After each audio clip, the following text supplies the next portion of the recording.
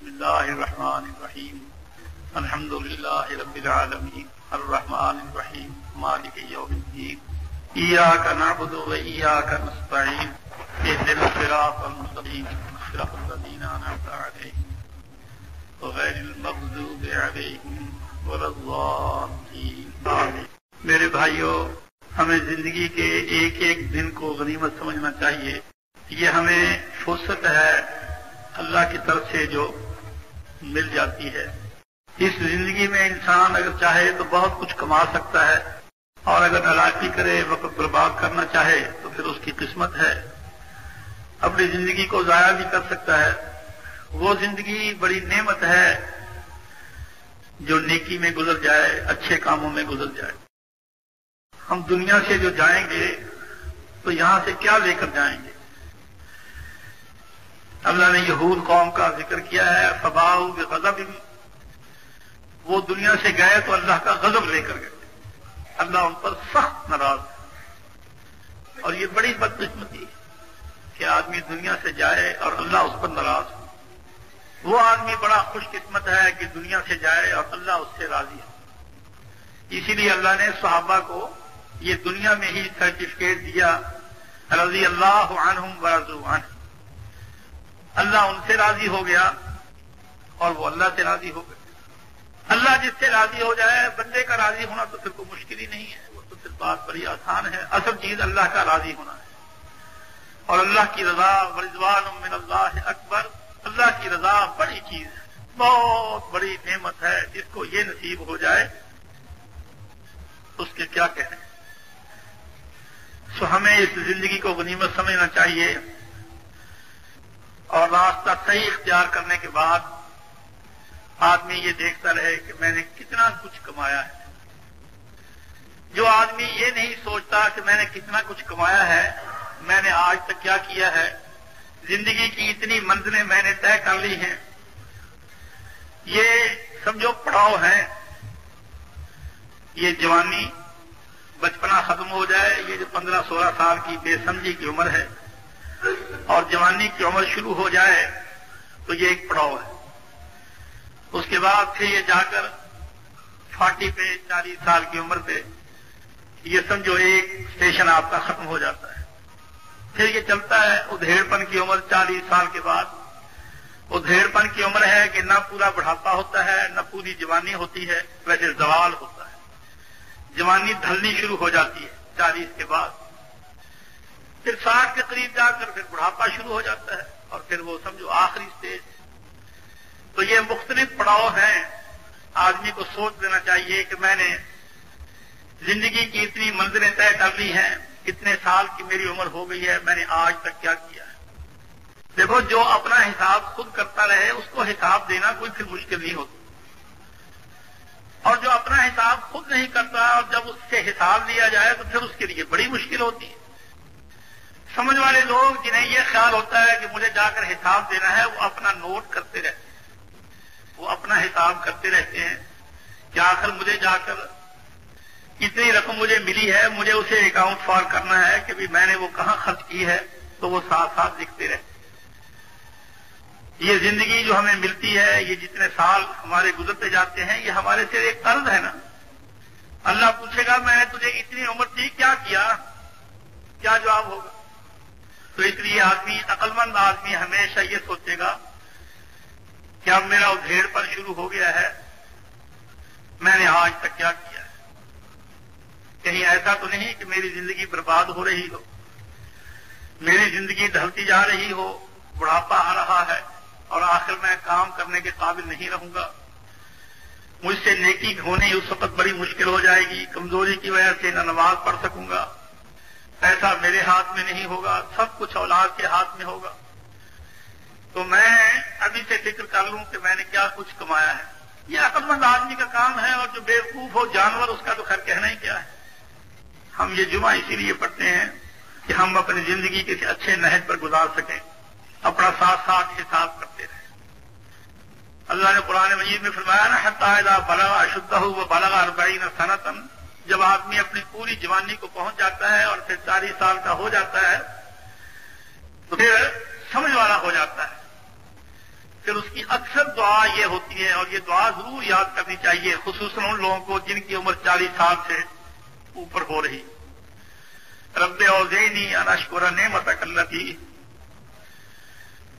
یا اللہ اوزعنی کہ میں نے الہمنی، یا اللہ میرے دل میں ڈالتا رہے، اللہ مجھے توفیق دیتا رہے، ان اشکر نعمتک التی کہ میں تیری نعمتوں کا شکریہ ادا کروں.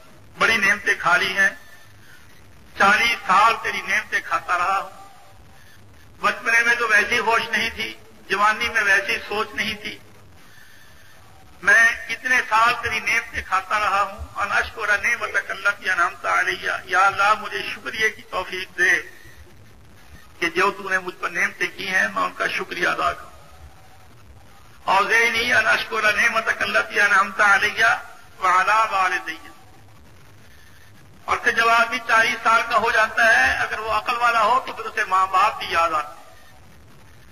جوانی میں ماں باپ کی باتیں یاد نہیں آتی، جب انسان ڈھل جاتا ہے اور خود ماں باپ بن جاتا ہے پھر اسے ماں باپ کی باتیں یاد آتی ہیں.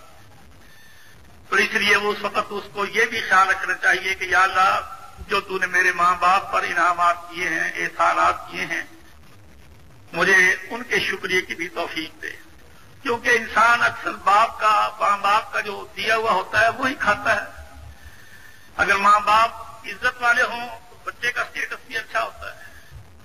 اس وجہ سے اس کو بڑی عزت حاصل ہو جاتی ہے کہ یہ فلاں کا بیٹا ہے، جس کے ماں باپ وہ تھے.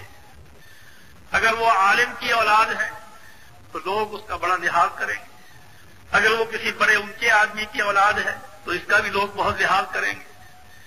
تو اس لیے اپنے والدین کی نعمتوں کا بھی انسان کو شکریہ ادا کرنا چاہیے. یا اللہ یہ جو مجھے عزت ملی ہے، یہ مجھے خوشحالی نصیب ہے، اللہ یہ اس وجہ سے ہے کہ تو نے میرے ماں باپ کو بھی بڑی عزت دی تھی، ان کو بڑی گنجائش دی تھی، جس کی وجہ سے مجھے بھی بڑی سہولتیں حاصل ہیں. وان اعمل صالحا ترضى. یا اللہ جوانی گزر گئی، اب سوچ کا زمانہ آ گیا ہے، سمجھ کا زمانہ آ گیا ہے، اب مجھے توفیق دے کہ میں وہ کام کروں جو تجھے پسند. دیکھو یہ نیک عمل کی تعریف ہے. نیک عمل کون سا ہوتا ہے؟ نیک عمل وہ ہوتا ہے جسے اللہ پسند کرتا ہے. دیکھو پون دان، اچھے اچھے کام سکھ بھی بہت کرتے ہیں، ہندو بھی بہت کرتے ہیں، انگریز بھی بہت کرتے ہیں. اب دیکھ لو یہ بڑی بڑی قومیں جو ہیں، امریکہ، روس وغیرہ، یہ برطانیہ وغیرہ، یہ چھوٹے ملکوں کو دیکھ لو کتنی امداد دیتے ہیں. اسی طرح سے یہ ٹرسٹ، ہندو لوگ، انگریز لوگ کتنے ٹرسٹ قائم کرتے ہیں جو غریبوں کے فائدے کے لیے ہوتے ہیں، لیکن ان کو عمل صالح نہیں کہتے. کوئی سبیل لگا دے تو وہ کوئی عمل صالح نہیں بنتا. عمل صالح کسے کہتے ہیں؟ خوب یاد کر لو، ذہن نشین کر لو. وان عمل صالحا ترضى. عمل صالح وہ ہوتا ہے جس کو اللہ پسند کرے، جس کے نمبر لگ سکیں، جس پر کچھ مل سکے. وہ عمل کیا عمل ہوا جس پر آگے کچھ نہ ملے، جس کا ثواب، اس کا اجر اللہ کے ہاں نہ ہو، وہ عمل صالح نہیں ہوتا. تو اس لیے عمل صالح ہمیشہ وہ ہوتا ہے کہ جس کو اللہ پسند کرے. اور اللہ کس عمل کو پسند کرتا ہے؟ جو عمل اللہ نے بتایا ہو، جو عمل اللہ نے کرنا سکھایا ہو، اس کا طریقہ اللہ نے اپنے نبی کے ذریعے سے بتایا ہو کہ یوں کام کر، مجھے یہ کام پسند ہے. دیکھ لو آدم علیہ السلام سے غلطی ہو گئی، پھل کھا لیا، جنت کا لباس اتر گیا، ننگے کر کے اللہ نے وہاں سے نکال دی. لیکن اب اللہ چونکہ آدم علیہ السلام پر مہربان تھا، اللہ نے آدم علیہ السلام کو دعا سکھائی. دیکھ لو یہ کتنا بڑا خدا کا فضل تھا کہ تو یہ مانگ، یہ دعا کر، یہ پڑھا کر. ربنا ظلمنا انفسنا، یا اللہ ہم سے غلطی ہو گئی. اور اللہ نے اس کے بارے میں کہا فتلقى آدم من ربه کلمات. آدم نے اپنے رب سے کلمے سیکھے. آدم علیہ السلام نے اپنے رب سے چند کلمے سیکھے اور وہ پڑھنے شروع کیے. فتاب علیہ، اللہ مہربان ہو. اللہ کا غصہ ناراضگی دور ہو گئی، اللہ نے معاف کر دیا۔ تو اللہ جب مہربان ہوتا ہے تو پھر بندے کو کام کرنے سکھاتا ہے کہ بندے یوں کام کر، یہ پڑھا کر، یہ نیکی کیا کر، میں اس کام سے راضی ہوں۔ چنانچہ آدم علیہ السلام کو خود دعا سکھائی جس پر کہ اس کی معافی ہو سکتی۔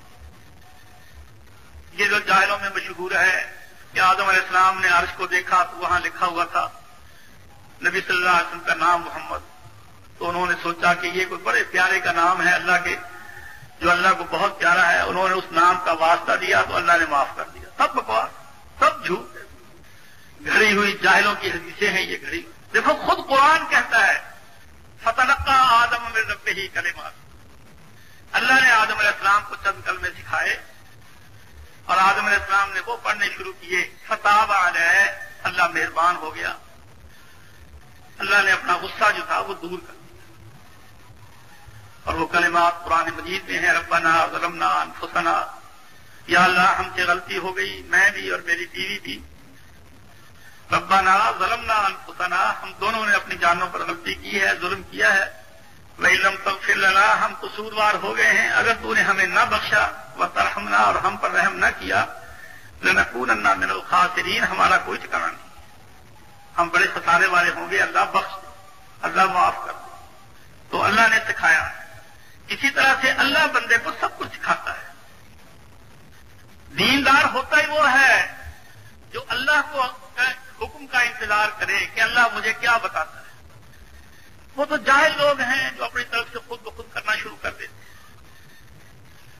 دیکھو زمین ایک اندھیرے والی چیز ہے، بندہ یہاں بالکل ایسے ہے جیسے کوئی اندھیرے میں ہو، اللہ اس کو روشنی مہیا کرتا ہے، اللہ اس کو راستہ دکھاتا ہے۔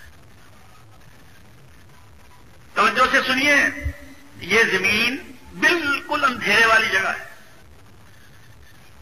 اللہ یہاں بندے کو لائٹ بھی دیتا ہے، روشنی بھی دیتا ہے، اور آگے لکھا ہوا اس کے سامنے رکھتا ہے کہ یہ پڑھ، راستہ اس کے سامنے کھولتا ہے کہ اس راستے پر چل، خدا کی طرف سے اس کو گائیڈنس پوری۔ دیکھو نا، انسان باہر سورج ہے، اندر انسان کی نگاہ ہے، صرف سورج ہو اور اندر نگاہ نہ ہو تو بھی بندہ نہیں دیکھ سکتا، اور اندر اگر بینائی ہو، نظر ہو، اور باہر روشنی نہ ہو تو بھی بندہ نہیں دیکھ سکتا۔ دیکھو نا کتنی صاف اور واضح بات ہے۔ رات کو لائٹ آف ہو جائے، دیکھ لو کیسے اندھیرے میں ہوتے ہیں، حالانکہ آنکھیں ہوتی ہیں، دیکھنے کی صلاحیت ہوتی ہے، لیکن چونکہ لائٹ ختم ہو جاتی ہے کچھ نہیں نظر آتا۔ اور دن میں سورج نکلا ہوا ہے لیکن جو اندھا ہے اسے کچھ نہیں نظر آتا، اس کے سورج کی روشنی اسے کوئی فائدہ نہیں دیتی۔ تو اللہ دونوں چیزیں مہیا کرتا ہے، اندر اللہ صلاحیت رکھتا ہے دیکھنے کی، اور باہر سے اللہ لائٹ ڈالتا ہے، پیغمبروں کے ذریعے سے، کتابوں کے ذریعے سے باقاعدہ اس کی رہنمائی ہوتی ہے۔ اب جو بدقسمت اپنی صلاحیت سے فائدہ نہ اٹھائے اور جو اللہ بتاتا ہے اس کو نہ پڑھے نہ دیکھے، اس کی کمبختی ہے، وہ پھر بدقسمت ہے۔ تو اس لیے انسان کو ہمیشہ عمل کرنے سے پہلے، اس دنیا میں آ کر کام کرنے سے پہلے دعا کرنی ہو تو سیکھے کہ یا اللہ کیا پڑھوں۔ نبی دعائیں سکھا کر گیا ہے۔ کام کرنا ہو تو پوچھے کہ جی کون سا کام کروں جس سے اللہ راضی ہو جائے، اور پھر دعائیں یہ کرے، رب اوزعنی ان اشکر نعمتک التی انعمت علی وعلی والدی وان اعمل صالحا ترضاه، یا اللہ مجھے توفیق دے کہ میں وہ کام کروں جو تجھے پسند۔ وَأَصْلِحْ لِي فِي ذُرِّيَّتِي، جب 40 سال کا ہو جاتا ہے تو پھر اولاد بھی اس وقت ہوتی ہے، 2-4 بچے ضرور ہوتے ہیں، یا اللہ میری اولاد کو بھی ٹھیک کر، میں تو سنبھل گیا، 40 سال کی میری عمر ہو گئی ہے، اب وہ جو بھٹکنے کی، وہ جوانی کے دور ہوتے ہیں، وہ خطرات وہ گزر گئے ہیں، اب میں تو سنبھل گیا ہوں، اب اولاد پر وہ اندھیریاں آنے والی ہیں۔ وَأَصْلِحْ لِي فِي ذُرِّيَّتِي، یا اللہ میری اولاد کو بھی ٹھیک کر دے۔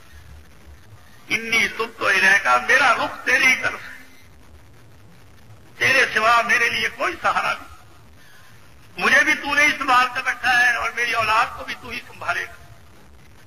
انی تبت الیک، میرا رخ تیری طرف ہی ہے، میں تیری طرف ہی متوجہ ہوتا ہوں. وانی من المسلمین، یا اللہ میں تو تیرے فرمانبرداروں میں سے بننے کی کوشش کرتا ہوں. میرا مذہب کیا ہے کہ جو تیرا حکم آیا اسی کو ماننا. وانی من المسلمین. مسلم کون ہوتا ہے؟ اللہ، ارے بھائیو توجہ سے سن لو، مسلمان کسی قوم کا نام نہیں ہے، یہ تو جاہلوں میں مشہور ہے.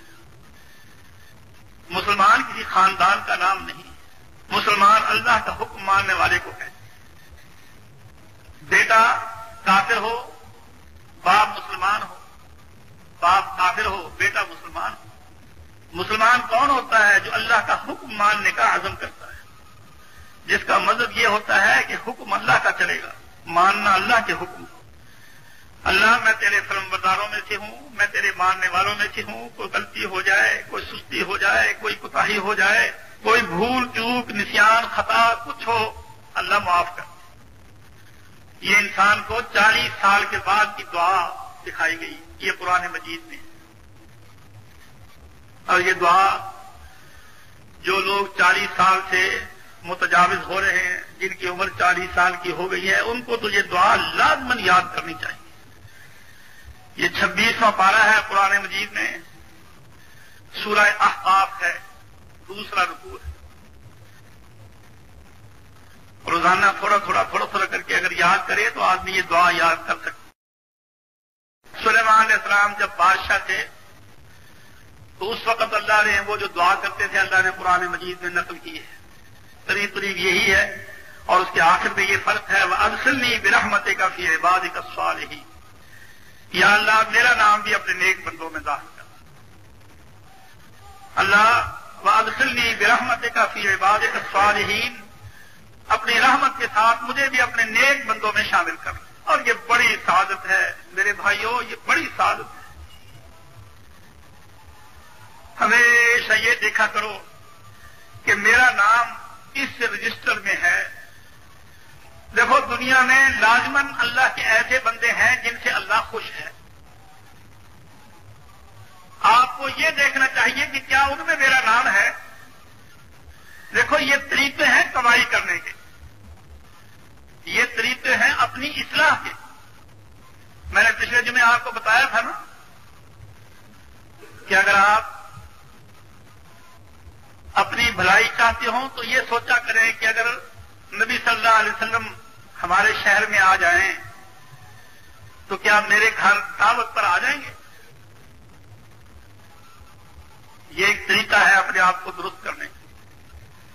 آپ کو خود بخود اندازہ ہو جائے گا کہ نہیں میں ابھی نیک نہیں، یا میں انشاءاللہ العزیز نیک ہوں. مجھے اللہ کی ذات سے بڑی امید ہے، کیونکہ مجھے یہ تسلی ہے کہ اگر نبی صلی اللہ علیہ وسلم آج اس دنیا میں آ جائیں اور بہاولپور میں آپ نزول فرمائیں تو مجھے اللہ کی ذات سے امید ہے کہ وہ ضرور میری دعوت قبول کر لیں گے.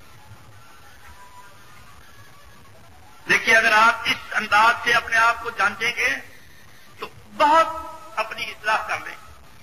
اور اگر آپ اس نتیجے پہ پہنچیں کہ جی توبہ، داڑھی میرے منہ پر نہیں، نماز میری بیوی نہیں پڑھتی، گھر کے حالات میرے گندے ہیں، کمائی میری آدھی حرام کی ہے بلکہ اس سے بھی زیادہ،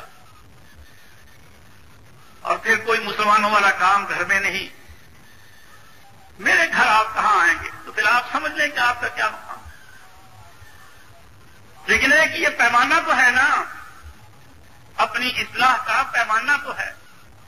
یہ دیکھنا چاہیے کہ اگر آپ کی کمائی ٹھیک نہیں، آپ کے ذرائع آمدنی جو ہیں وہ حرام کے ہیں، تو یہ قطعی طے شدہ بات ہے کہ آپ کا کھانا نبی صلی اللہ علیہ وسلم کبھی نہیں کھاتا. اس لیے فکر کریں، اپنی کمائی کو درست کریں، حرام کی کمائی کو بند کر دیں. بے شک آپ غریب ہو جائیں کوئی پرواہ نہیں. ارے غربت کوئی عیب ہے؟ نبی سب سے زیادہ غریب ہوتا ہے. رسول اللہ صلی اللہ علیہ وسلم پیٹ پر پتھر باندھا کرتے تھے. بیویوں نے آپ سے خرچے کا مطالبہ کیا، بیویوں نے آپ سے خرچے کا مطالبہ کیا اور انہوں نے اکٹھی ہو کر آپ کو آ کر گھیر لیا.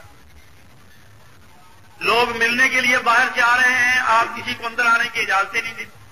لوگ باہر بہت بیٹھے ہیں.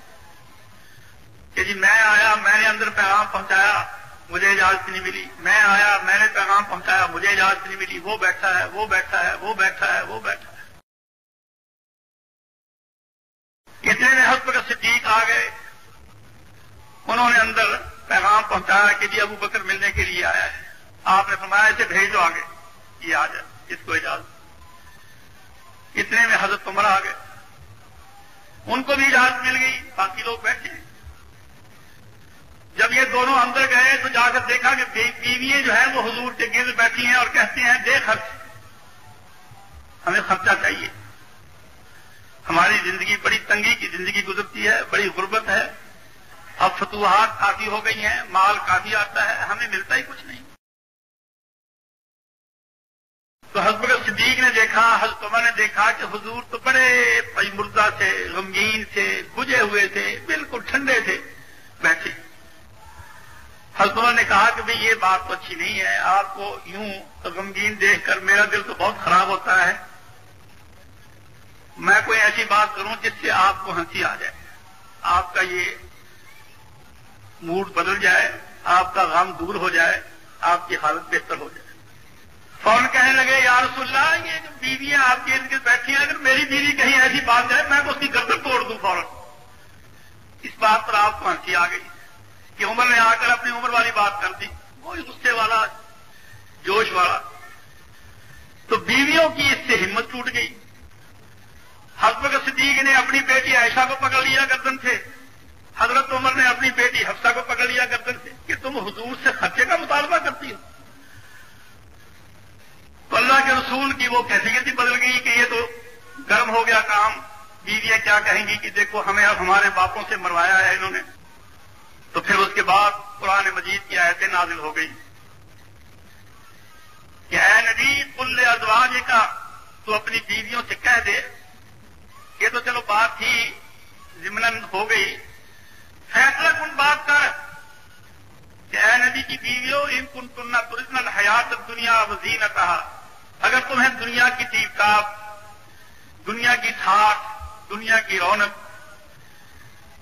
اور اپنا سٹینڈرڈ مینٹین کرنے کی تمہیں فکر ہے، فتعالینا، آؤ امتعکن، میں تمہیں طلاق دے دیتا ہوں، اور جو طلاق کے وقت خرچہ کپڑوں کا جوڑا دے کر بیوی کو باعزت طریقے سے رخصت کیا جاتا ہے، وہ سرحکن سراحن جمیلا، بڑے اعلیٰ طریقے سے میں تمہیں چھوڑ دوں۔ تو فیصلہ کن بات کر اپنی بیویوں سے، وَإِن كُنتُنَّ تُرِدْنَ اللَّهَ وَرَسُولَهُ وَالدَّارَ الْآخِرَةَ، اور اگر تمہیں یہی فاقہ مستی منظور ہے اور تمہیں اللہ اور اس کا رسول چاہیے، تو پھر اللہ نے تمہارے لیے جنت تیار کیا ہے، اپنی یہی غربت سے اپنے قناعت کرو اور وقت گزارو، فیصلہ کرو۔ یہ آیتیں اللہ نے قرآن میں نازل کر۔ اب دیکھ لو کیا بات ہو رہی ہے۔ ظاہر بات ہے کہ اس وقت بیویوں نے کوئی ایسا مطالبہ تو نہیں کیا ہوگا جو آج کل ہماری عورتیں مطالبہ کرتی ہیں کہ اتنا خرچہ ہونا چاہیے، ہمیں ڈیلی اتنا ملنا چاہیے، یہ ہمارا سٹینڈرڈ ہونا چاہیے۔ بس ان کو یہی خیال تھا کہ ہمارے مہینہ تک گھر میں آگ نہیں جلتی، کچھ تو ہمیں بھی ملے۔ لیکن اللہ کو یہ بات بھی پسند نہیں تھی کہ ہو نبی کا گھر اور جھگڑا اس بات پر ہو کہ ہمیں کھانے پینے کو وافر ملنا چاہیے، ہم پر بھوک نہ آئے، فاقے نہ آئے۔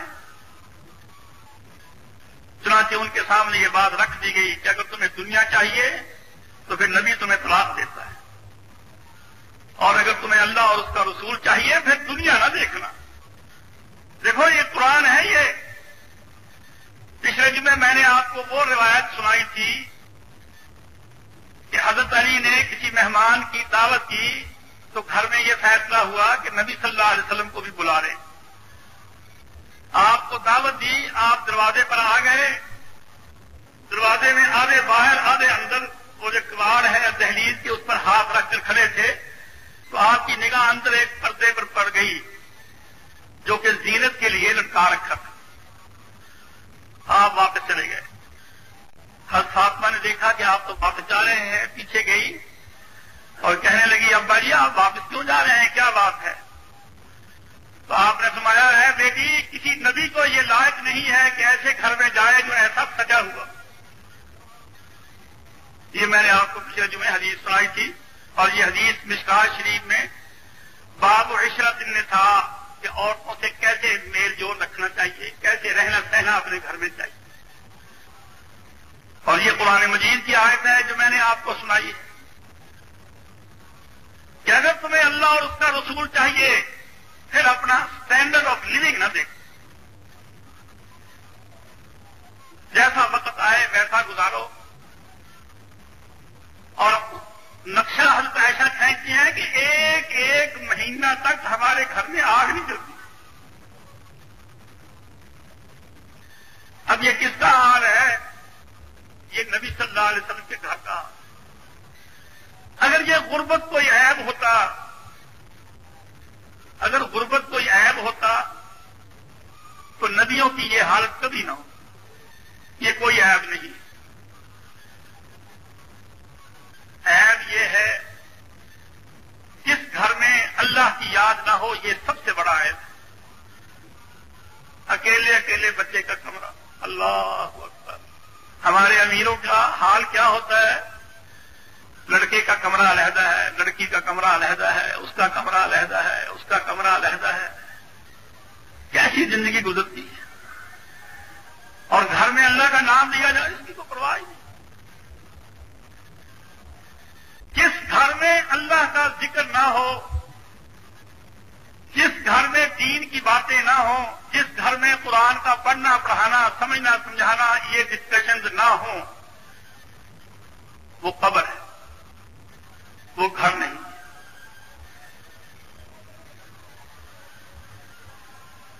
میرے بھائیوں، دنیا کو نہ دیکھو کہ دنیا کدھر جا رہی ہے. محمد صلی اللہ علیہ وسلم کو اور آپ کے صحابہ کو دیکھو کہ وہ کیا کرتے ہیں. آپ سوچ لیں، یہ وہ لوگ ہیں صحابہ اور نبی صلی اللہ علیہ وسلم جن کا جنتی ہونا رجسٹرڈ ہے. اور آج کل کے لوگ خواہ مولوی ہوں یا دوسرے ہوں، ان کا حال کیا ہے؟ اللہ میرا رحم کرے، اللہ میرا فضل کرے. بہت بری حالت ہے. ہم کسے دیکھتے ہیں؟ آج کل کے مولویوں کو، آج کل کے لیڈروں کو، آج کل کی دنیا کو، آج کل کے عوام کو ہم دیکھتے ہیں. اور پھر کہتے ہیں جی یہ پرانی باتیں چھوڑے جی آپ. ارے آپ نے جانا کہاں ہے؟ جہنم میں. اگر پرانی باتوں کو چھوڑ دیں تو جانا جہنم میں ہے. لقد كان لكم في رسول الله اسوة حسنة لمن كان يرجو الله واليوم الآخر.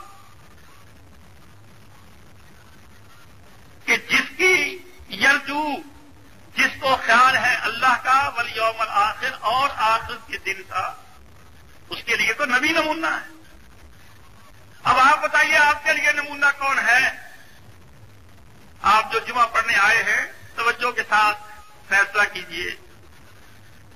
آپ نمونہ اپنے لیے کس کو سمجھتے ہیں؟ بھٹو کو سمجھتے ہیں، بے نظیر کو سمجھتے ہیں، یا اور بے دینوں کو سمجھتے ہیں؟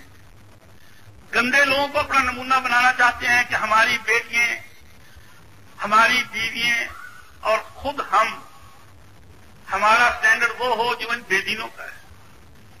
اگر آپ کے لیے نمونہ یہ بدکردار لوگ ہیں تو کہیے ہمارے دوستی ہونے میں کوئی شبہ ہے، ہمارے کافر ہونے میں کوئی شبہ ہے.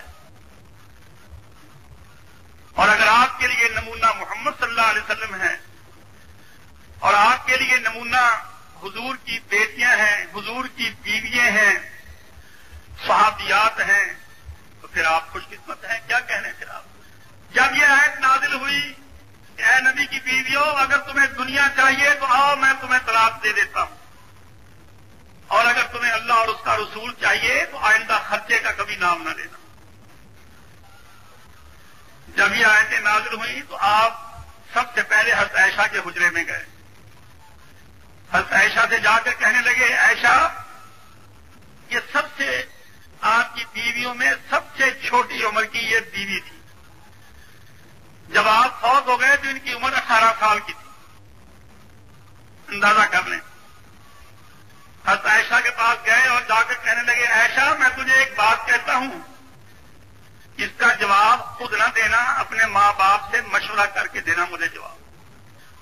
دل میں آپ کے یہ خیال کہ یہ نوعمر ہے، کہیں جلد بازی میں آ کر کوئی غلط فیصلہ نہ کر لے جس سے اس کی آخرت خراب ہو۔ کہنے لگے عائشہ میں جو بات تجھ سے کہتا ہوں اس کا فیصلہ خود نہ کرنا، اپنے ماں باپ سے مشورہ کر کے مجھے جواب دینا۔ تو حضرت عائشہ نے کہا یا رسول اللہ کہیے کیا بات ہے؟ آپ نے فرمایا کہ اللہ نے مجھ پر یہ ہے اتاری ہے اور تمہیں اختیار دیا ہے کہ تمہیں اللہ اور اس کا رسول چاہیے، تو پھر تو یہی زندگی گزرے گی جیسے غریبی کی، فاقہ مستی کی زندگی، اور اگر تمہیں اسٹینڈرڈ دیکھنا ہے دنیا کا تو پھر تمہیں چھٹی کر دیتے ہیں۔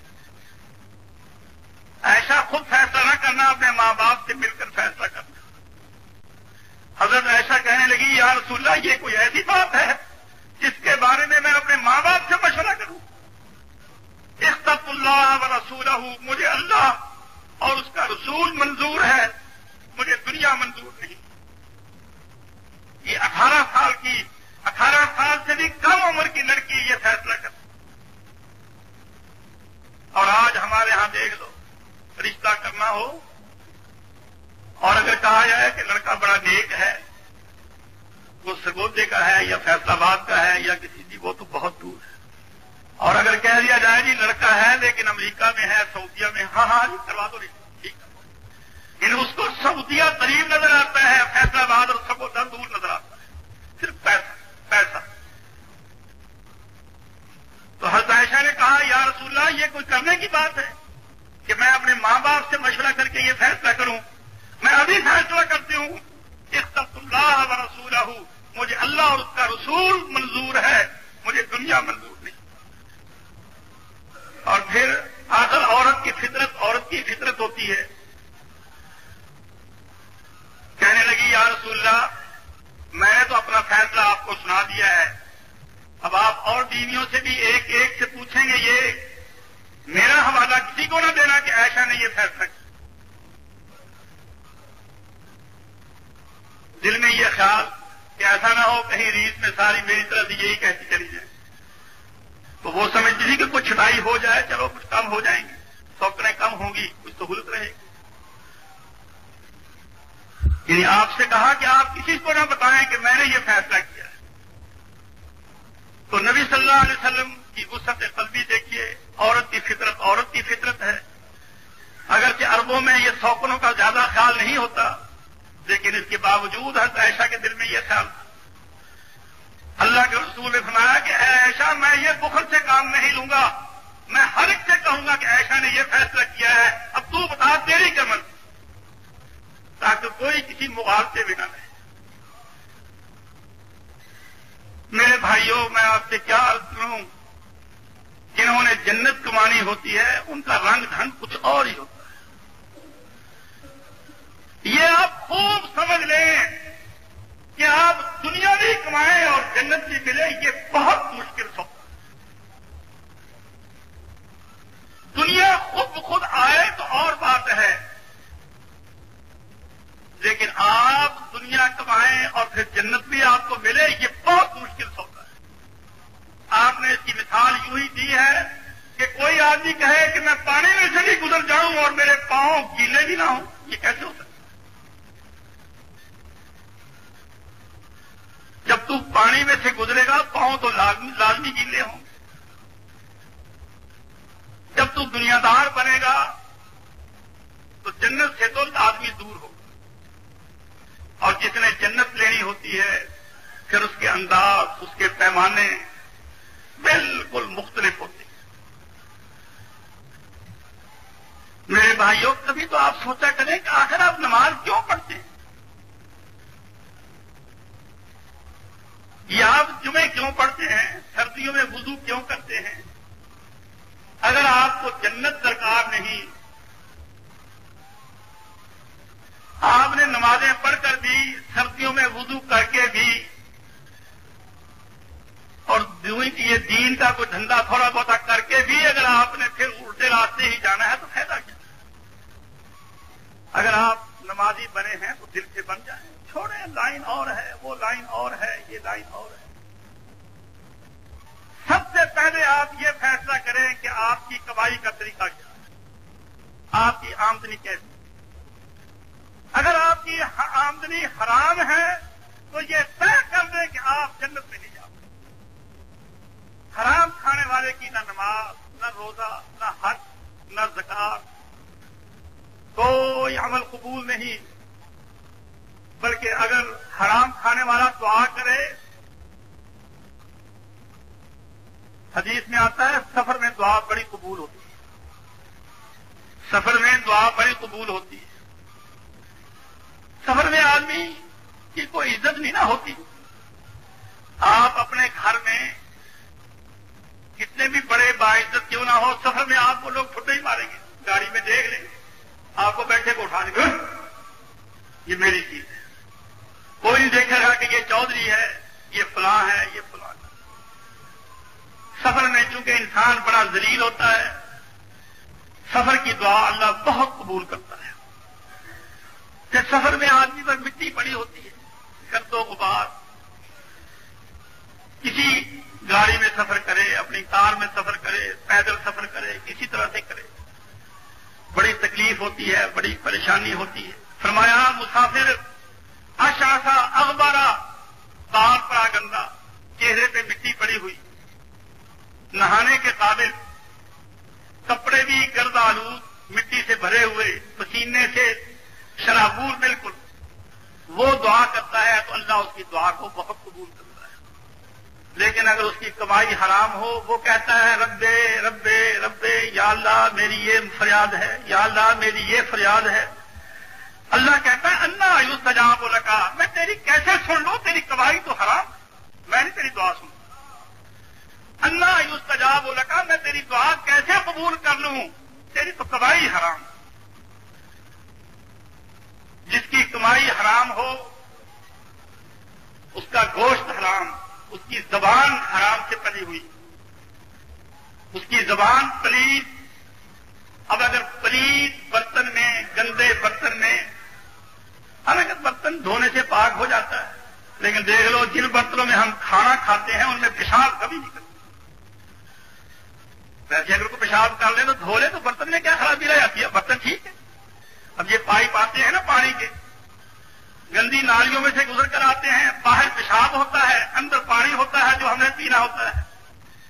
کیونکہ پکی چیز اگر پلیدی لگ جائے اور وہ اس سے ملے نہیں، دھل جائے، صاف ہو جائے، ٹھیک ہے، کوئی خرابی نہیں. لیکن دل کی نفرت، جس برتن میں ہم چائے پیئیں گے، دودھ پیئیں گے، جس برتن میں پانی پیئیں گے، اس میں پیشاب کبھی نہیں کرتے. اور اگر پیشاب کر دیں تو اس کو وہاں رکھتے ہیں، یہ تو وہاں. بلکہ جس لوٹے سے ہم استنجا کرتے ہیں اس لوٹے سے ہم وضو نہیں کرتے. کوئی پیشاب نے اندر تو نہیں گھس جانا، یا استنجا کرتے وقت اس میں کوئی پیشاب تو نہیں آ جاتا. لیکن دل کی نفرت ہے نا کہ وہ گندی جگہ میں جاتا ہے، اس لیے اس کو استعمال اچھے کام کے لیے نہیں کرتا. اب جو زبان حرام سے پڑی ہوئی ہو، یا جو زبان ماں بہن کی گالی نکالتی ہو، گندی زبان ہو، اگر اس میں آپ اللہ اور لا الہ الا اللہ اور سبحان اللہ اور استغفر اللہ پڑھیں گے تو وہی برتن ہے نا، وہی بات ہو گئی نا کہ اسی برتن میں آپ پیشاب کر لیتے ہیں، اسی برتن میں آپ دودھ پی لیتے ہیں. کہ یہ کوئی مشکل بات ہے یہ سمجھنا؟ دل ایک ہے. دیکھو یہ ہوائی جہاز چلتے ہیں نا، دو انجن، اگر ایک فیل ہو جائے تو دوسرا کام کرے. اللہ نے آدمی کی مشینری ایسے نہیں بنائی کہ دو دل فٹ کر دے، کہ اگر ایک کو اٹیک ہو جائے، ایک کمزور ہو جائے، ایک کو فیل ہونے کا خطرہ ہو تو دوسرا ورکنگ شروع کر دے، دوسرا جو ہے وہ کام کرنے لگ جائے. نہ، کیونکہ اگر دو دل ہوتے تو ہو سکتا تھا ایک کو دنیا کی طرف لگا دیا، ایک کو دین کی طرف لگا دیا. اللہ کہتا ہے ما جعل اللہ لرجل من قلبین فی جوفہ، ہم نے جب آدمی کو بنایا تو اس کا دل ایک بنایا، دو نہیں بنایا. جب ہمارے ہوائی جہاز بنانے والے انجن دو دو بنا سکتے ہیں تو اللہ آدمی کے دو دل نہیں بنا سکتا.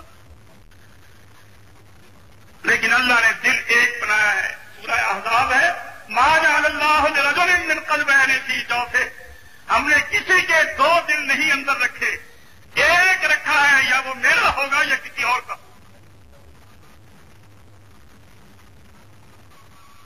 دیکھ لو، اس دل کو دنیا کی طرف لگا دو تو دین کی محبت کم ہو جائے گی، اس کو دین کی طرف لگا دو تو دنیا سے بے رغبتی ہو جائے گی، دنیا کی محبت کم ہو جائے گی. نگنا صحابہ حضرت عبد الرحمن بن عوف جیسے، حضرت عثمان جیسے بڑے امیر تھے، کروڑ پتی، ارب پتی. بعض صحابہ ارب پتی تھے، ارب پتی. لیکن یہ ارب پتی کیسے تھے؟ وہ دولت کو دھکے دیتے تھے، دولت خود بخود آتی. وہ یہ صورت نہیں تھی کہ میں اپنی کوٹھی مال ٹاؤن اے میں بناؤں اور پھر میں کہوں کہ میں دیندار بھی رہ جاؤں. اب بتائیے، جس کی کوٹھی مال ٹاؤن اے میں ہوگی وہ یہاں مسجد میں آ کر جماعت کے ساتھ نماز پڑھ جائے گا؟ کوٹھی اس کو پیچھے کی کھینچے گی، نہیں تو نہیں مسجد میں جا سکتا، بڑی دور ہے، بہت مشکل ہے. اور وہاں قریب مسجد نہ ہو، اور اگر ہو بھی تو پھر دوسروں کی ہو جہاں نماز ہی کچھ نہیں ہوتی.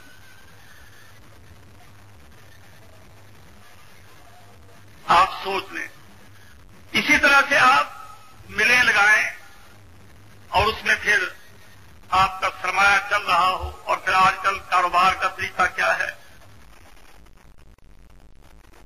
یا گندے طریقے، ناجائز اور حرام راستے کمانے کے سارے، اور پھر آپ کہیں کہ میں دیندار بھی بنا رہا ہوں. ناممکن ہے. اس کی مثال میں نے آپ کو بتایا نہیں کہ جیسے یہ مشکل ہے، یہ ناممکن ہے کہ آدمی پانی میں سے گزرے اور بھیگے نہ، اسی طرح سے یہ ہے کہ آدمی دنیا دار بھی بنے اور پھر دین میں خرابی نہ آئے. اب آپ کہیں گے کہ اچھا جی، اگر پھر ہم ایسے مومن بن جائیں تو پھر دنیا کون کمائے گا؟ اللہ کہتا ہے تو جب سبزی لینے جاتا ہے تو نے کبھی سوچا کہ اگر میں نے چھان کر لی تو نکمی کون لے گا؟ میں نکمی لے لوں. تو جب سودا لینے جاتا ہے تو تو چھان کر لیتا ہے کہ نہیں؟ کبھی یہ سوچا کہ میں گھٹیا چیز کون لے جائے گا، وہ پڑی رہے گی، میں گھٹیا لے لوں. تو نے وہاں کبھی نہیں سوچا. تجھے رشتے کی ضرورت ہو، تو نے کبھی کہا کہ میں اندھی کاڑی کوچی لنگڑی لولی میں لے لوں؟ اگر تجھے پتہ لگ جائے کہ یہ تو پہلے کی بیاہی ہوئی ہے، اس کے تو بچہ بھی تھا مر گیا ہے، یا ایک دو بچے دانی نہ، تو میں تو بالکل انت تک دوں گا، میں قواری سے رشتہ کروں گا، میں نہیں شادی شدہ لے لوں. اور جب دین کے معاملے میں آئے، مولوی صاحب آپ باتیں تو بیان کرتے ہیں کہ ہم دنیا نہیں کمائیں گے تو کون کمائے گا؟ پھر خدا کہتا ہے دنیا دنیا داروں کے لیے چھوڑ دو، وہ کمائیں گے، خدا تمہیں دے گا. تم دین کماؤ، ساری دنیا خود بخود پیچھے آئے. دیکھ لو صحابہ کے ہاں کوئی فیکٹری نہیں تھی اسلحے کی. اللہ مسلمانوں کو اسلحہ دیتا تھا، کافر بناتے تھے، مسلمانوں کو ملتا تھا. اللہ کہتا ہے میرے بندے تو اعلیٰ چیز پسند کر، جیسے تیرا مزاج ہے. تو رشتہ لے گا تو اعلیٰ، دکان سے چیز لے گا تو اعلیٰ. تو یہ کیا کہ تو دنیا چاہے دین نہ چاہے، ادھر بھی اعلیٰ چیز لے، کیا دین لے. دنیا میں تجھے مفت میں بعد میں دے. کہ یہ سودا منظور ہے یہ، لیکن ایمان ہو تو یہ سودا ہو.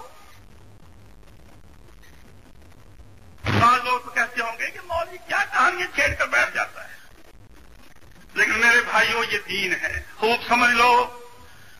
میں کوئی پاگل پن کی بات نہیں کرتا، بڑی لاجیکل بات، بڑی معقول بات، جس کو کبھی کوئی چیلنج نہ کر سکے، کتنا بھی بڑے سے بڑا پھنے کھا کیوں نہ ہو. نہ عقل کے اعتبار سے، نہ علم کے اعتبار سے، نہ دین کے اعتبار سے. اب دین کی بات کبھی گھٹیا بات، اور پھر نبی کی زندگی، نبی کی سیرت اس کے پیچھے ہو. نئے لوگ صحابہ نے زندگی کیسے شروع کی؟ غربت کی زندگی.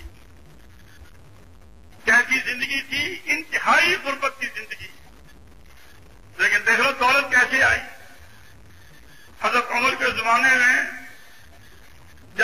فتح ہو رہا تھا، ایران کے خزانے، ان کا آسائش کا سامان، مال غنیمت جب ملتا تھا تو فوج میں وہیں تقسیم ہو جاتا تھا. خمس 5واں حصہ مرکز میں آتا تھا. مسجد میں لا کر ڈھیر لگا دیتے، مسجد میں لا کر ڈھیر لگا دیتے کہ جس کو خلیفہ لوگوں میں تقسیم کرتا تھا. حضرت عمر جب اس مال کو دیکھتے، آئے ایران کے تعلیم، یہ کراکری، یہ فرنیچر، یہ چیزیں خوبصورت اور اعلیٰ سے اعلیٰ دیکھ دیکھ کر رونے لگ جاتے اور کہتے کہ جب یہ مال مسلمانوں کے گھروں میں آئے گا، مسلمان ایک دوسرے کی گردن کاٹیں گے، مسلمان آپس میں لڑیں گے، آپس میں خون خرابہ کریں گے. ان کی پرواز، جو ان کی اڑان ہے اللہ کی طرف، وہ ختم ہوتی ہے. چنانچہ دیکھ لو پھر کیا حال ہوا.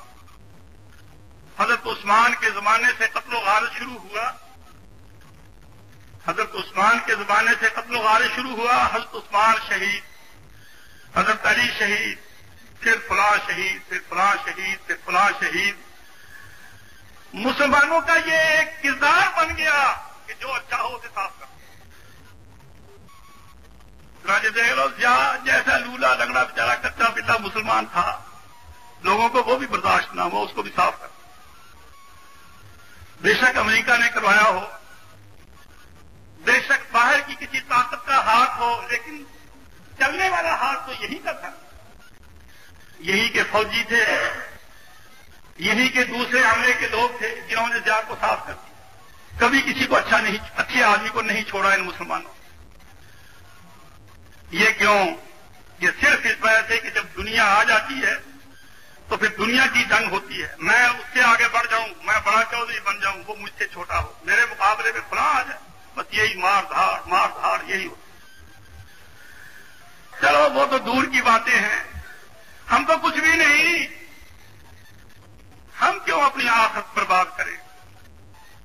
اس لیے میرے بھائیوں، پچھلے جمعے میں نے آپ کو بتایا تھا کہ قرآن مجید کی سب سے بڑی سورت، سب سے زیادہ جامع سورت، جو ویسے قد و قامت میں سب سے چھوٹی لیکن وزن میں سارے قرآن کے برابر، الحمد شریف، جس کا نام دعا ہے، جس کا نام نماز ہے. جس رکعت میں یہ سورت نہ پڑھی جائے وہ رکعت نہیں ہوتی. دیکھ لو یہ سورت کیا ہے. الحمدللہ رب العالمین الرحمن الرحیم مالک یوم الدین. اللہ تیری تعریفیں یہ ہیں کہ تو سارے جہانوں کا رب ہے اور سب تعریفوں کا حقدار تو ہے. دیکھ لو اسلام کا اصول کیا ہے. اسلام میں یہ بالکل گنجائش ہے ہی نہیں کہ آپ اللہ کے سوا کسی اور کی تعریف کے لیے کوئی دن مقرر کر دیں. ہمارے بریلوی بھائیوں کی سب سے بڑی گمراہی، غلطی کیا ہے؟ ان کی تقریریں سنیں کہ ان کی تقریریں میں ہمیشہ حضور کی تعریف ہوتی، اور یہ گمراہی کی سب سے بڑی دلیل. قرآن تو کہتا ہے الحمدللہ رب العالمین، سب تعریفیں ہیں ہی اللہ کی، اور یہ کہتے ہیں کہ نہیں جو کچھ ہے ہی حضور. اور یہ گمراہی کی سب سے پہلی دلیل ہے. شیعہ کی تقریر سن لیں. دیکھو دیکھ کے سارے چاول نہیں چکھا کرتے، ایک تو چاول دیکھ کر اندازہ کر لیتے ہیں کہ نمک ٹھیک ہے نہیں، چاول گل گئے ہیں کہ نہیں، ایک دو چاول دیکھ کر اندازہ کر لیتے ہیں. شیعہ کی تقریر سنیں تو کیا ہوگا؟ یا حضرت علی کی تعریف، یا حسن حسین کی تعریف، یا حضرت فاطمہ کی تعریف، یا کسی اور کی تعریف. اور تعریف سوائے اللہ کے کسی اور کی مستقل تعریف کرنا یہ سب سے بڑی گمراہی. آپ جب کسی اور کی تعریف کرتے ہیں،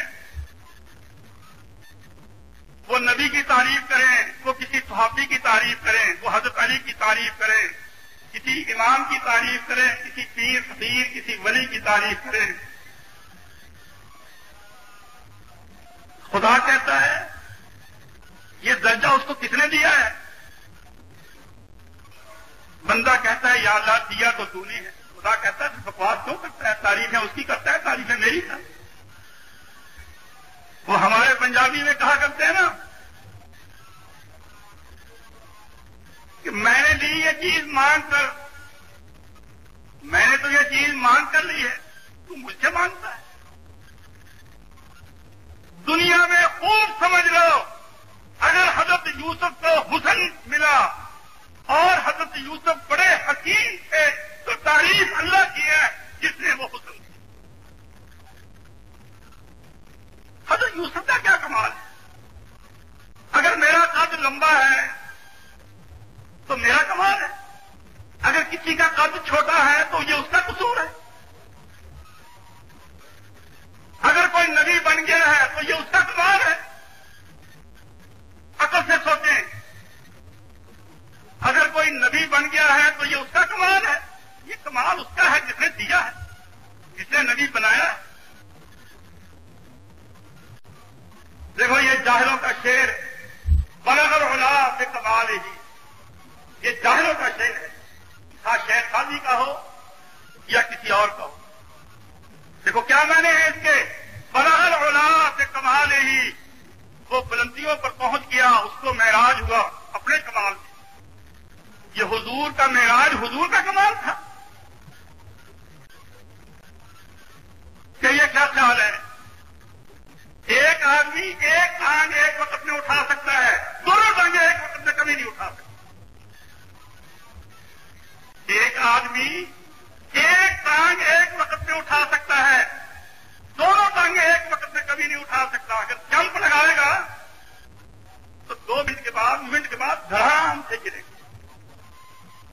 اب اگر رسول اللہ صلی اللہ علیہ وسلم آسمانوں پر پہنچ گئے تو یہ رسول اللہ صلی اللہ علیہ وسلم کا کمال ہے.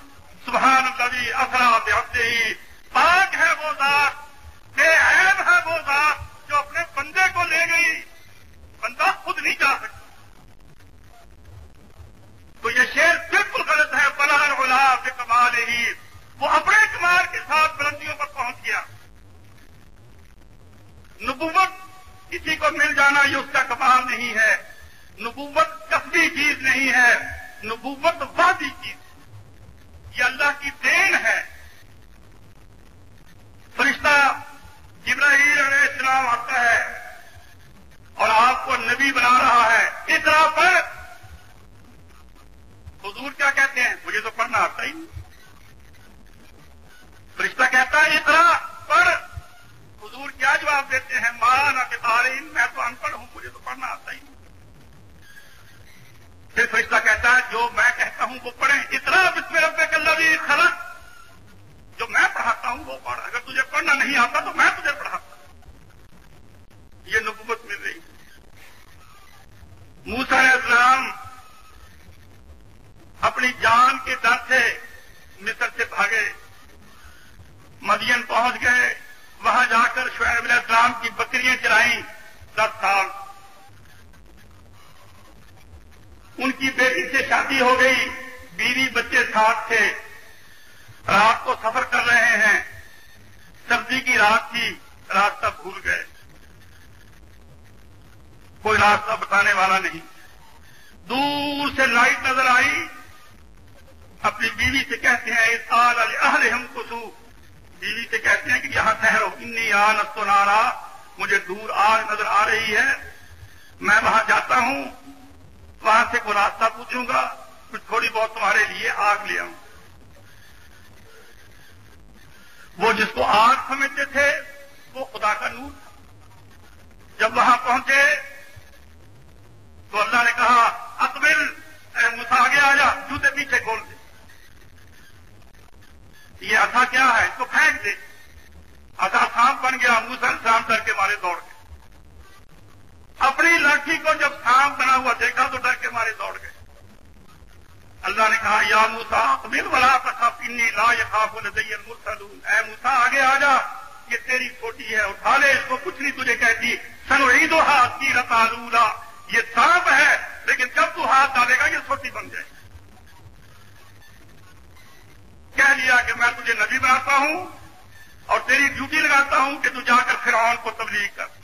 ہائے اللہ، میں نے تو ان کا آدمی مار دیا تھا، میں تو ڈر کے مارے بھاگ گیا تھا، وہ تو مجھے مار دیں گے۔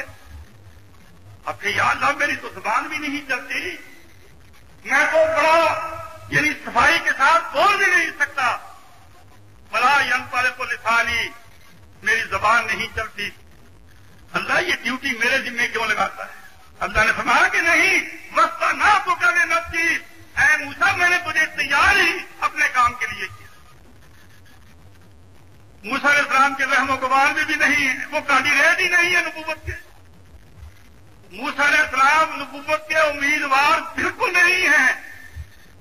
یہ نبوت ان کو بالکل آل آف اے سڈن جیسے کوئی چیز ٹھوس کی جاتی ہے ان کو نبی بنایا جاتا ہے۔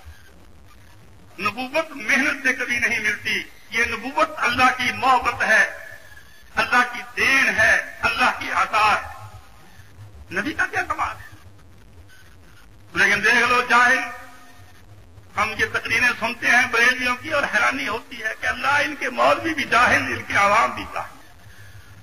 شیعہ کی تقریریں سنتے ہیں وہ پھرسا جھاڑتے ہیں، اللہ ان کے مولوی بھی جاہل، ان کے عوام بھی جاہل۔ جس کو یہ نہ آتا ہو کہ الحمدللہ رب العالمین کے معنی کیا ہے، وہ کیا عالم ہوگا؟ آتا عالم ہوگا۔ ہمیں اگر نبی صلی اللہ علیہ وسلم کی بات کرنی چاہیے سیرت کی تو یہ دیکھنا چاہیے کہ ان کی نماز کیسی تھی، ان کا روزہ کیسے تھا، ان کا عقیدہ کیا تھا، وہ ہمیں سکھاتے کیا تھے، وہ ہمیں پڑھاتے کیا تھے، ان کی ہمیں اتباع کرنی چاہیے۔ تقریر ہو تو یہ نہ کہ یہ ہو کہ جی وہ ایسے سونے تھے، ایسے خوبصورت تھے اور ایسے تھے اور ایسے تھے اور ایسے تھے اور یہ تھا اور وہ تھا، اور خدا نے کہا کہ اگر میں تجھے نہ پیدا کرتا تو میں کسی چیز کو پیدا، یہ جہالوں کی باتیں ہیں ساری۔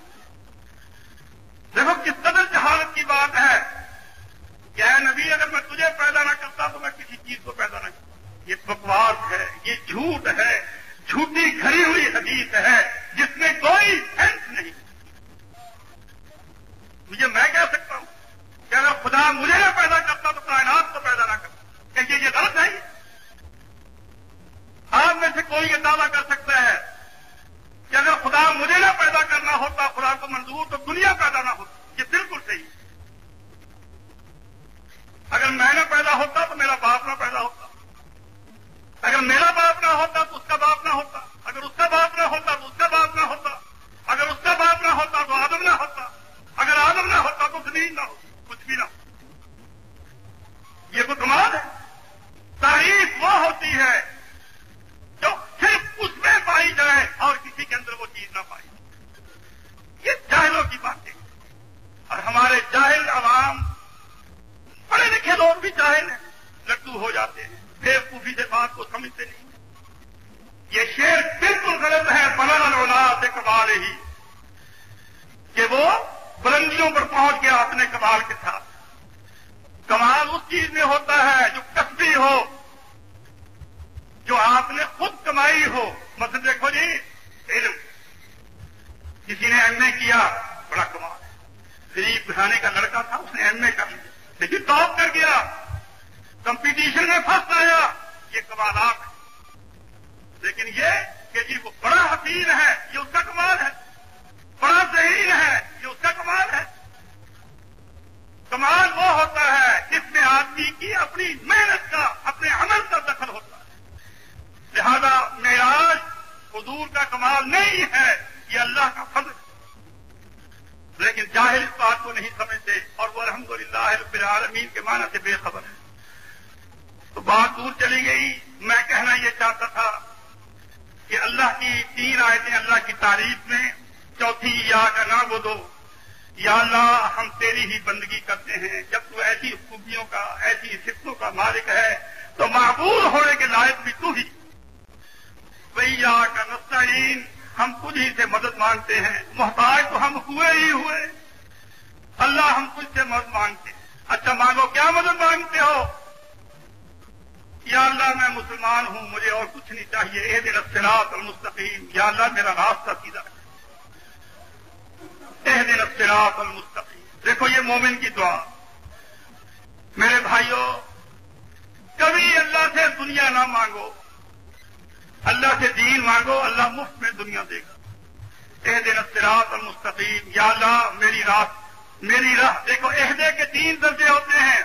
اہدنا الصراط المستقیم، مجھے سیدھی راہ دکھا، کون سی ہے؟ جو بندی سچے ہیں یا بریلوی سچے ہیں یا شیعہ سچے ہیں یا اہل حدیث سچے؟ اہدنا، ہمیں دکھا دنیا کے فرقوں میں سے، دنیا کے مذہب، عیسائیت، یہودیت، سکھزم، ہندوازم، اسلام، ان میں سے کون سا صحیح؟ پھر اگر اسلام صحیح ہے سب میں، تو اسلام کے فرقوں میں سے کون سا فرقہ صحیح ہے؟ جو بندی صحیح ہے، بریلوی صحیح ہے، شیعہ صحیح ہے، فلاں صحیح ہے، فلاں صحیح ہے۔ اہدنا، ہمیں دکھا الصراط المستقیم، جو سیدھی راہ ہے۔ اہدنا، ہمیں چلا اس سیدھی راہ۔ یہ دوسرا درجہ ہے ہدایت۔ اہدنا، اللہ اس پر چلاتا رہے، چلاتا رہے، چلاتا رہے، یہاں تک کہ ہم منزل مقصود پر پہنچ جائیں، جنت میں چلے۔ ہندو کہا کرتے تھے، جب ہم انڈیا میں رہتے تھے، ہندوؤں سے بحثیں ہوتی تھی، ہندو کہا کرتے تھے کہ مسلمان ہمیشہ یہ دعا مانگتے ہیں کہ یا اللہ ہمیں سیدھی راہ دکھا۔ انہوں نے آج تک سیدھی راہ کا ان کو پتہ نہیں، انہوں نے سیدھی راہ ہی نہیں دیکھی۔ وہ بیوقوف نہ سمجھنے کی وجہ سے یہ اعتراض کرتے ہیں۔ ہم کہتے ہیں کہ اہدنا کے معنی ہوتے ہیں کہ یا اللہ دکھا بھی، یا اللہ اس راہ پر چلا بھی، یا اللہ اس راہ پر مستقل طور پر رکھ کہ منزل مقصود پر پہنچ۔ اگر آپ ہدایت یافتہ ہیں تو آپ کو ذہن میں یہ رکھنا چاہیے، یا اللہ مجھے اسی راہ پر پکا رکھ۔ ایسا نہ ہو کہ میں اب بوڑھا ہو گیا ہوں، ہلاک ہو جاؤں، برباد ہو جاؤں، کسی لالچ میں آ کر صحیح راستے سے ہٹ۔ تو میرے بھائیوں، دین کو اختیار کرو، صحیح دین۔ صحیح دین کون سا ہے؟ اس کی کیا نشانی ہے؟ صحیح دین کی نشانی، صحیح راستے کی نشانی یہ ہے کہ کسی تیسرے کا سوائے اللہ اور اس کے رسول کے نام نہ آئے۔ اگر آپ حنفی بن گئے، آپ کی راہ سیدھی نہیں ہے، تیسرا آن گھسا۔ اگر آپ وہابی بن گئے، آپ کی راہ سیدھی نہیں ہے، تیسرا آن گھسا۔ اگر آپ شیعہ بن گئے تو آپ کی راہ سیدھی نہیں ہے، 12 گھس گئے اکٹھے، 12 امام۔ سیدھی راہ کیا ہے؟ اللہ اور اس کا رسول، اس کا حق۔ اب دیکھو سنیج فارغ، سعودی عرب ساتھ ہی ہے، یہ زمین کی ناپ ہے، ناپ، سینٹر۔ آدمی کا سینٹر کیا ہے؟ یہ سنی ناپ۔ تو سینٹرل پلیٹ زمین کی کون سی ہے؟ یہ جہاں میدان پڑ رہا ہے۔ اب یہاں اکھاڑا لگے گا، اور امریکہ جو بڑی طاقت کی خدا نے اس کو بھی بلا لیا ہے، باقی سارے نکل آئیں گے اپنے اپنی بلوں سے، سب آ جائیں گے، اور یہاں خدا آخری جنگ دکھائے گا۔ اور پھر یہی خدا مرکز بنائے گا اپنا سینٹر، جنت دوزخ کو یہی لایا جائے گا، حساب کتاب کا میدان یہی ہوگا۔ میدان محشر کے لیے شام کی زمین ہوگی۔ اب قیامت کا بہت قرب ہے، لمبی امیدیں چھوڑ دو۔ حدیث میں آتا ہے کہ آدمی اپنی امیدیں لمبی کرتا ہے اور ملک الموت آ کر یوں گردن پہ ہاتھ مارتا ہے، اس کی گردن کو توڑ دیتا ہے، امیدوں کی لائن آسمان تک جا رہی ہوتی ہے اور گردن پہلے توڑ دی جاتی ہے۔ اس لیے لمبی سکیمیں نہ بناؤ، مختصر اپنا کام رکھو، اپنی آخرت کی فکر کرو۔ اور راستہ کون سا اختیار کرو؟ راستہ ایک، 2 راستے کبھی صحیح نہیں ہو سکتے۔ میرا یہ اردو دان طبقہ بھائی جو ہے، یہ آج کل کے کالجوں اسکولوں کے پڑھے ہوئے، یقین جانے میں یہ اس لیے نہیں کہہ رہا کہ میں مسجد کا ملا ہوں، اللہ کا فضل ہے میں نے ڈبل MA کیا ہے اور ساری عمر کالج میں پڑھاتا رہا ہوں۔ میں کوئی مولوی والی بات نہیں کرتا جو جاہل مولوی کرتے ہیں۔ ہمارے یہاں وہ جو کہتے ہیں نا چاند پہ چلا گیا، یہ امریکہ والے چاند پہ پہنچ گئے تو ہمارے مولوی صاحب جو پڑوس میں ہیں انہوں نے کہا تھا کہ پہلی رات کے چاند پر چڑھ کر دکھائیں تو وہ یہ سمجھتے ہیں کہ پہلی رات کا چاند بہت پتلا ہے، وہاں پہنچ نہیں آ سکتا، جہاز کیسے چڑھ جائے گا؟ تو یہ مولویوں کی باتیں جو جاہل مولوی جن کو پتا کچھ نہیں ہے۔ میں آپ سے یاد کرتا ہوں کہ آج کل کا علم جو کالجوں میں پڑھایا جاتا ہے وہ بالکل جہالت ہے، اس سے عقل کھلتی نہیں، اس سے فہم پیدا نہیں ہوتا کہ کوئی انسان صحیح سوچ پیدا کر سکے۔ اب وقت بالکل قریب ہے، ایک دفعہ چراغ بجھنے سے پہلے چراغ شہری جسے کہتے ہیں بھڑکے گا، دین اپنے زور پر آئے گا، بہت زور پر آئے گا۔ حضرت عائشہ نے کہا یا رسول اللہ، اللہ قرآن میں کہتا ہے کہ دین کا اتنا غلبہ ہوگا، لِيُظْهِرَهُ عَلَى الدِّينِ كُلِّهِ، اللہ اسلام کو سب دینوں پر غالب کر دے گا۔ یہ کب ہوگا؟ کس زمانے میں ہوگا؟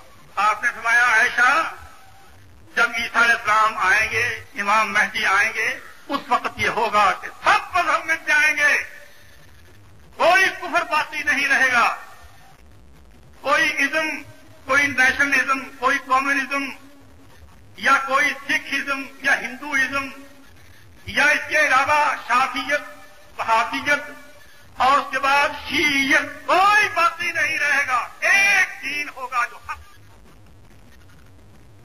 اور عیسیٰ علیہ السلام اس دین پر ہوں۔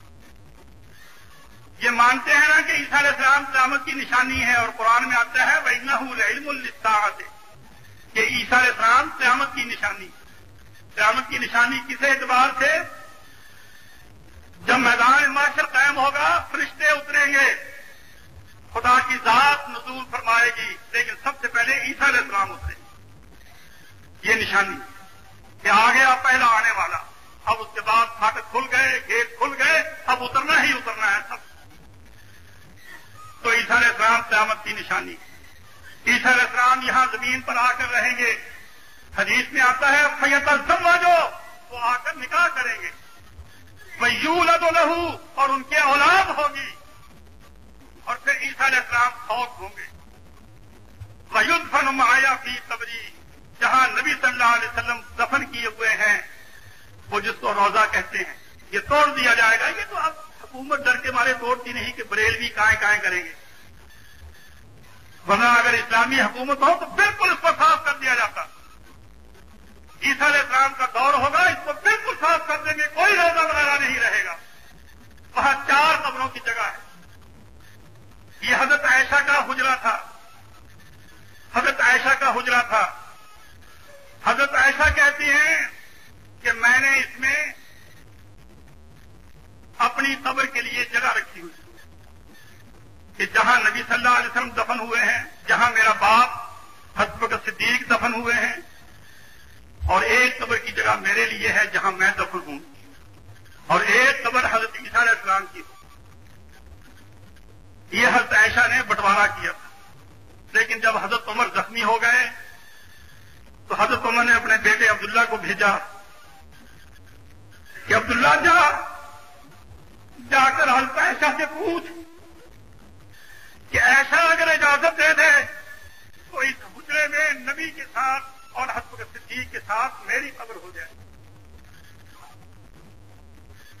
حضرت عائشہ کہنے لگی کہ یہ قبر کی جگہ میرے لیے تھی، میں نے اپنے لیے رکھی تھی، لیکن میں اپنے اوپر حضرت عمر کو ترجیح دیتی ہوں کہ جو اس نے خدمت کی ہے اس کا کوئی جواب نہیں ہے، اس لیے میں اپنے اوپر اس کو ترجیح دیتی ہوں، اور مجھے مسلمان کسی اور جگہ دفن کرے، حضرت عمر کو یہاں دفن کر۔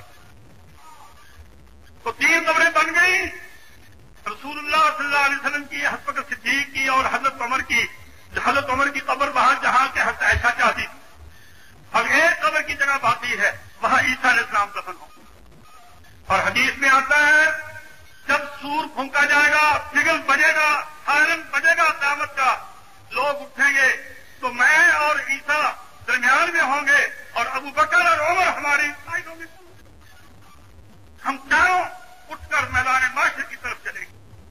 پھر جنت البقیع کے جتنے مسلمان ہیں نیک لوگ سارے وہ ہمارے ساتھ مل جائیں گے۔ اس طرح سے آہستہ آہستہ آہستہ آہستہ جہاں جہاں بھی کوئی نیک مضمون ہے وہ ہمارے ساتھ ملتے جائیں گے۔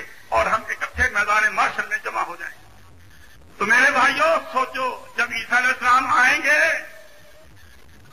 آ کر شادی کریں گے، یہاں رہیں گے، نمازیں پڑھیں گے، ہم کیوں کی نماز پڑھیں گے؟ دیانتداری سے سوچ. وہ امام ابو حنیفہ کے مقلد ہوں گے، وہ اماموں کے مقلد ہوں گے، شیعہ کے 12 اماموں کے مقلد ہوں گے. خدا کی قسم بالکل نہیں. وہ کون ہوں گے؟ وہ اہل حدیث ہوں گے. اہل حدیث کون ہوتا ہے؟ جو محمد صلی اللہ علیہ وسلم کی پیروی. اہل حدیث کا امام محمد صلی اللہ علیہ وسلم. عیسیٰ علیہ السلام نبی ہوں گے. اہل حدیث کون ہوتا ہے؟ جو محمد صلی اللہ علیہ وسلم کی پیروی. اہل حدیث کا امام محمد صلی اللہ علیہ وسلم. عیسیٰ علیہ السلام نبی ہوں گے، آ کر نبی کی پیروی کریں گے. وہ کسی امتی امام کی تقلید نہیں کریں گے جیسا کہ دیوبندی اور بریلوی کریں گے. تو اس لیے میرے بھائیوں، سیدھی راہ کون سی ہے؟ وہ وہی راہ ہے جو صحابہ کی. ہمیں اس پر چلنا چاہیے اور اسی کی فکر کرنی.